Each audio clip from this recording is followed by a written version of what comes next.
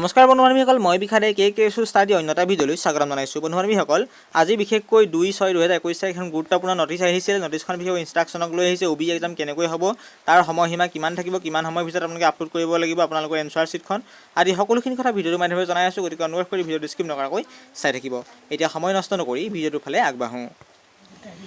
বন্ধুবান্ধৱীসকল, নটিছখন আহিছে Krishnakanta Sandikoi state open ইউনিভাৰ্চিটিৰ ফালৰ পৰা। নটিছখন পাব্লিছ হোৱা তাৰিখ হৈছে 2/6/2021। ইয়াত নটিছখনৰ ইনষ্ট্ৰাকশ্যনখিনি কি কথা স্পষ্টভাৱে উল্লেখ কৰিছে, আহক ভিডিঅ'টোৰ মাধ্যমেৰে জানো। নটিছখন 1 নম্বৰ পইণ্টত উল্লেখ কৰিছে, admit card holders R eligible to download the OBE question paper. যিখিনি হাতত এডমিট কাৰ্ড আছে বা এডমিট কাৰ্ড পাইছে সেইখিনিয়েহে ডাউনলোড কৰিব পাৰিব বুলি OBE কুৱেশ্যন পেপাৰ স্পষ্টভাৱে উল্লেখ কৰিছে। ভিজিট 2 নম্বৰ পইণ্টত কৈছে, visit the university website www.kkcsu.in। Krishnakanta Handiqui যিটো অফিচিয়েল ৱেবছাইট হয় www.kkcsu.in, তাত ভিজিট কৰিব লাগিব। আৰু ভিজিট কৰি 3 নম্বৰ পইণ্টত দিছে, click OBE examination on the front page. মই এইটো জুম কৰি দেখুৱাই দিছোঁ আপোনালোকে বুজিবৰ বাবে। আপোনালোকে নিশ্চয় সোঁহাতে দেখিবগৈ, সোঁহাতে OBE এক্সামৰ এটা অপশ্যন থাকিব, অপশ্যনটোত ক্লিক কৰিব লাগিব বুলি কৈছে।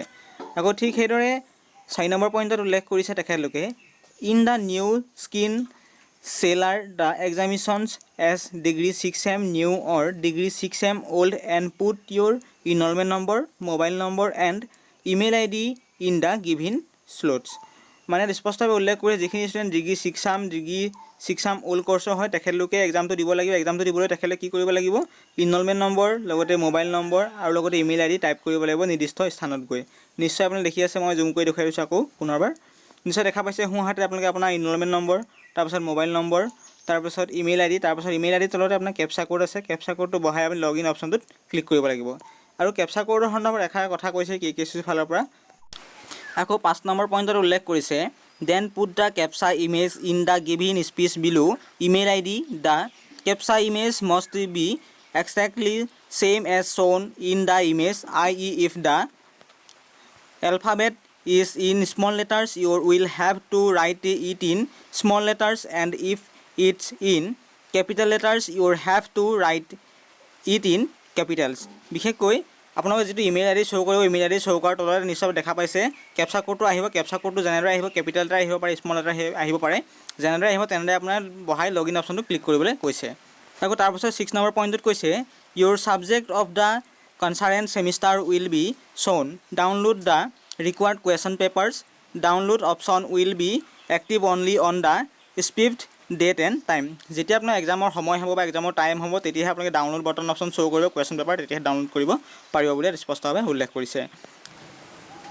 আকৌ 7 নম্বৰ পইণ্টত উল্লেখ কৰিছে, write answer A4 size page 210 mm × 297 mm as per format given below. তাত লিখিব লাগিব আপোনালোকে পুট ইনৰলমেণ্ট নং, subject code at top and page নং এট বটন। মই দেখুৱাই দিছোঁ আপোনালোকে বুজিব পাৰিব পাৰে। আপোনালোকে যিখন এনচাৰ শ্বীটত কৰিব, এনচাৰ শ্বীটখন হ'ব লাগিব A4 চাইজৰ পেপাৰ, আৰু সোঁহাতে থাকিব লাগিব আপোনালোকৰ ছাবজেক্ট কোড আৰু বাওঁহাতে থাকিব লাগিব আপোনাৰ ইনৰলমেণ্ট নম্বৰ। আৰু যেতিয়া আপুনি যোনটো পেজত লিখিছে ধৰক 1 নম্বৰ পেজত লিখিছে যদি 1 নম্বৰ পেজ লিখিব লাগিব, 2 নম্বৰ পেজত লিখিছে যদি 2 নম্বৰ পেজত লিখিব লাগিব। আৰু পেজটো মিনিমাম কৈছে 1 পেজৰ পৰা 12 পেজৰ ভিতৰত, 12 পেজৰ ভিতৰত, 1 to 12 পেজ। আকৌ ঠিক সেইদৰে 8 নম্বৰ পইণ্টত কৈছে, after completing the answer scan the answer sheets and save as PDF file. আপোনালোকে যেতিয়া সকলো এনচাৰ পেপাৰ লিখি কমপ্লিট হ'ব তেতিয়ালৈ PDF ফাইলত বনাব লাগিব বুলি কৈছে। Different options of scanning to directly converting into PDF file is given herewith, however the learners free to use any other app to convert the file into PDF format. আপোনালোকে যিকোনো এটা app convert কৰা PDF file app ব্যৱহাৰ কৰি আপোনালোকে এই কামটো কৰিব পাৰিব বুলি স্পষ্টভাৱে উল্লেখ কৰিছে। আৰু লগতে 9 নম্বৰ পইণ্টত কৈছে, a step by step procedure to download and app and scan a document into PDF format is given herewith as an example. বিশেষকৈ তলত বিশেষকৈ এটা কেনেকৈ PDF ফাইলটো বনাব স্পষ্টভাৱে তলত উদাহৰণ দিছে, উদাহৰণটো চাবলৈ কৈছে। বিশেষকৈ এতিয়া 10 নম্বৰ পইণ্টত কৈছে কি, after saving the PDF file in a folder or desktop your have to uploaded the paper as shown below. আপোনাক কেনেকৈ আপলোড কৰিব লাগিব, আপোনালোকৰ মোবাইলত ধৰক বা কম্পিউটাৰ ব্ৰাউজাৰত ধৰক তেনেদৰে আপলোড কৰিবলৈ স্পষ্টভাৱে উল্লেখ কৰিছে। এতিয়া আহিছে 11 নম্বৰ পইণ্টলৈ আহিছোঁ। ইয়াত কৈছে কি, once you click the uploaded button you will see this scan to browse the answer sheets PDF file. After selecting the saved file write the captcha image and click uploaded. আপোনাৰ ভালদৰে চাব তলত ইয়াত প্ৰথমে লিখিব লাগিব আপোনালোকৰ ইমেজটো যেনেদৰে শ্ব' কৰিব তেনেদৰে বহাব লাগিব বহাই পেলাই আপলোড বটনত ক্লিক কৰিব লাগিব আপলোড বটনত ক্লিক কৰাৰ লগে লগে আপোনালোকৰ ফাইলটো আপলোড কৰিবলৈ অপশ্যনটো আহিব 12 নম্বৰ পইণ্টত কৈছে the uploaded button will now become red in colour বিশেষকৈ আপলোড কৰা বটনটো কি কালাৰ হ'ব ইয়াত স্পষ্টভাৱে উল্লেখ কৰিছে আপলোড কৰা বটনটো ৰঙা কালাৰ হ'ব বুলি ইয়াত কৈছে নিশ্চয় আপুনি দেখা পাইছে মই জুম কৰি দেখুৱাইছোঁ ইয়াৰ আপলোডেড কালাৰ বটনটো আপোনালোকৰ ৰঙা কালাৰ হ'ব বুলি কৈছে আকৌ 13 নম্বৰ পইণ্টত কৈছে কি you may view the uploaded file by checking the view option if your wish to be sure that your have uploaded the correct answer sheet file আপোনালোকে যিখন উত্তৰ বহি আপলোড কৰিব আপলোড কৰা ফাইলখন শুদ্ধ হৈছে নাই অশুদ্ধ হৈছে আদি সকলোখিনি চাবলৈ আপোনালোকে কি কৰিব লাগিব ভি অপশ্যনটো নিশ্চয় দেখা পাইছে ভি অপশ্যনটোত ক্লিক কৰি আপোনালোকে সকলোখিনি ভুল শুদ্ধ চাব পাৰিব সেইটো ইয়াত স্পষ্টভাৱে উল্লেখ কৰিছে ঠিক সেইদৰে 14 নম্বৰ পইণ্টত কৈছে কি you may reupload if the file is not correct if it's correct click the submit button যদি আপোনালোকৰ আকৌ ৰি আপলোড কৰিবলৈ হয় তেতিয়া গম পাব আপোনালোকৰ আপলোড কৰা চিষ্টেমটো ভুল হৈছে বা শুদ্ধ হোৱা নাই সেইটো কাৰণে ৰি আপলোড থাকিব ৰি আপলোড আপোনালোকে আহিলে আকৌ ৰিটাৰ্ণ আপলোড কৰিব লাগিব ইয়াত স্পষ্টভাৱে এই কথা উল্লেখ কৰিছে 15 নম্বৰ পইণ্টত কৈছে কি similarly submit all the answer sheets on specific date and time after completions of all the examinations click the final submit যেতিয়া সকলোখিনি কাম কমপ্লিট হ'ব আপলোড কৰা প্ৰচেছ আপোনালোকৰ সম্পূৰ্ণ কাৰেক্ট হ'ব তেতিয়া আপোনালোকে সকলোখিনি চাই মেলি কি কৰিব লাগিব ফাইনেল ছাবমিট অপশ্যনটো ক্লিক কৰি সকলোখিনি কাম সমাপ্ত কৰিব লাগিব যদি আপোনালোকে ফাইনেল ছাবমিটত ক্লিক নকৰে তেতিয়াহ'লে আপোনালোকৰ আপলোড নহ'ব বুলি ইয়াত স্পষ্টভাৱে উল্লেখ কৰিছে আকৌ 16 নম্বৰ পইণ্টত কৈছে কি when you click the final submit button a message will be shown as below print the page as acknowledgement যেতিয়া আপোনালোকে ফাইনেল বটনত ক্লিক কৰিব ফাইনেল বটনত ক্লিক কৰাৰ লগে লগে আপোনালোকৰ সন্মুখত শ্ব' কৰিব এখন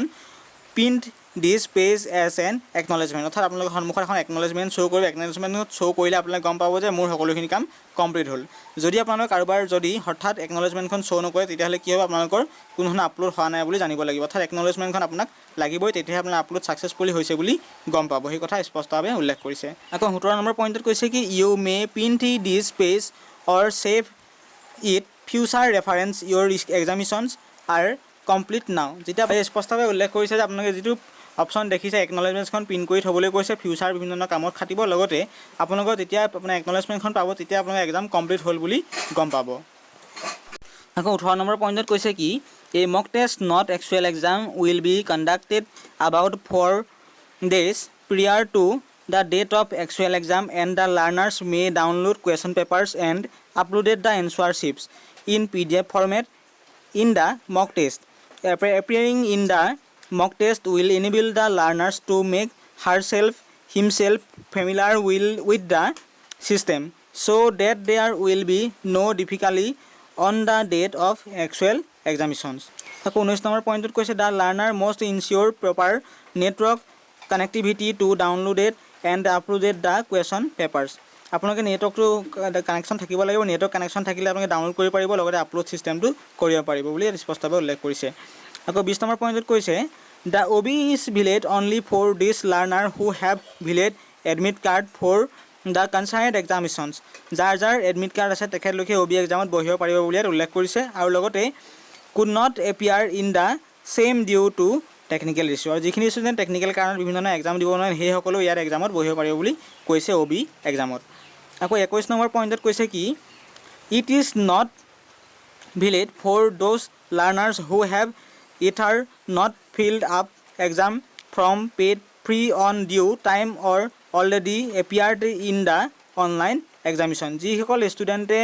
অনলাইন ফিজ পে' নকৰিলে বা ফৰ্ম ফিল আপ নকৰিলে তেখেতলোকে এক্সামত বহিব নোৱাৰে বুলি ইয়াত কৈছে আৰু লগতে 22 নম্বৰ পইণ্টত কৈছে কি নো আদাৰ mode of submission will be accepted আৰু বেলেগ ধৰণৰ কোনো সুবিধা নাই বুলি কৈছে ছাবমিশ্যন কৰাৰ সুবিধা আৰু যিখিনি OB এক্সাম আপোনালোকে আপলোড কৰিব লাগিব অনলাইনতে আপলোড কৰিব লাগিব অৰ্থাৎ অপশ্যন থাকিব অপশ্যনকে আপলোড কৰিব লাগিব বুলি সেই কথা ক'ব বিচাৰিছে আৰু 23 নম্বৰ পইণ্টত কৈছে no submission after the specific time will be accepted যেতিয়া টাইম পাৰ হৈ যাব যোৱাৰ পাছত কোনো ধৰণৰ আপলোড কৰা অপশ্যন নাথাকিব বা আপলোড কৰিব নোৱাৰিব বুলি স্পষ্টভাৱে উল্লেখ কৰিছে অৰ্থাৎ টাইম টু টাইমতে সেইখিনি কাম কৰিব পাৰিব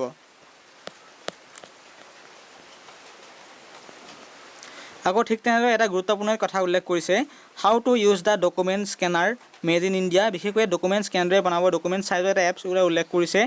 এপছটো বিশেষকৈ আপোনালোকে প্লে ষ্ট'ৰত পাব মেড ইন ইণ্ডিয়া এপছ হয় বুলি কৈছে ডকুমেণ্টৰ চাইজ কিমান কি সকলোখিনি কথা পিছত মই ক'ম এতিয়া বিশেষকৈ মূল কথাখিনিয়ে মই আপোনালোকক বুজাই দিছোঁ এতিয়া আহিছোঁ মূল কথাখিনি এইখিনি যিখিনি ৰুল ৰেগুলেশ্যন আছে আপোনালোকৰ OBE এক্সামৰ ওপৰত উল্লেখ কৰিছে কি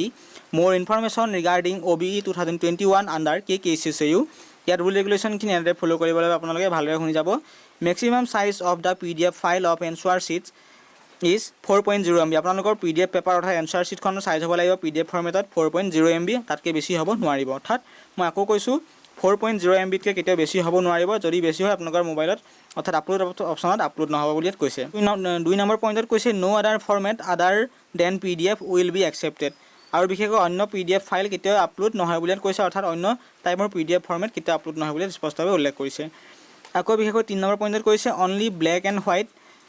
grey scanning will be accepted no' colour scanning বিশেষকৈ অন্য কালাৰ কৰিবলৈ মনা কৰিছে মাত্ৰ ব্লেক এণ্ড হোৱাইট কালাৰহে একচেপ্ট বুলি কৈছে গ্ৰহণযোগ্য বুলি কৈছে আকৌ ঠিকেদৰে 4 নম্বৰ পইণ্টত learners need to answer only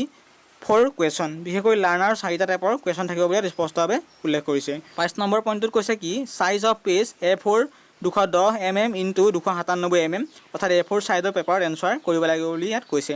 আকৌ ঠিকেদৰে enrolment number subject code and page number must be in the page at the answer sheet আপোনালোকে এনচাৰ ছিটত লিখিব লাগিব আপোনালোকৰ ইনলমেণ্ট নম্বৰ ছাবজেক্ট কোড লগতে পেজ নাম্বাৰ স্পষ্টভাৱে দিব লাগিব বুলি কৈছে আকৌ 7 নম্বৰ পইণ্টত কৈছে কি maximum number of the page is 12 for answer